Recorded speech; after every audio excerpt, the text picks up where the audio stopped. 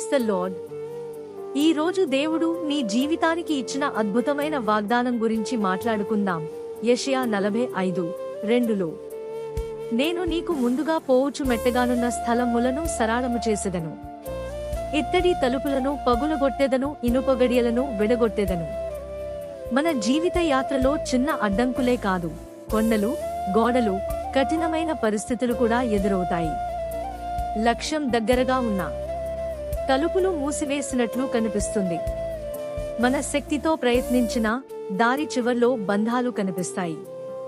కానీ దేవుడు చెబుతున్నాడు, ఆందోళన పడకు, నేను నీ ముందే ఉన్నాను. నీ దారిలో వంకరలు ఉన్నాయా? దేవుడు వాటిని నేరుగా చేస్తాడు. ఎవరో నీ అవకాశాలను మూసేశారా? దేవుడు ఆ తలుపులనే పగులగొడతాడు. ఏదైనా బంధనం నిన్ను వెనుకకు లాగుతుందా? ఆ ఇనుప సంకెళ్లను దేవుడు నొరగబొందిస్తాడు. అంటే నీవు వెళ్లాల్సిన దారిని తానే ముందుగా సరిచేస్తాడు. శత్రువు వేసిన అడ్డంకులను తానే తొలగిస్తాడు. నీ విజయం కోసం తానే పోరాడుతాడు. ఈరోజు దేవుని సందేశం, నీవు ఒంటరిగా నడవడం లేదు. దేవుడు ముందుగా నీకోసం పని చేస్తున్నాడు.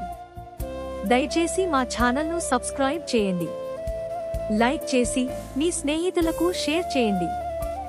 God bless you.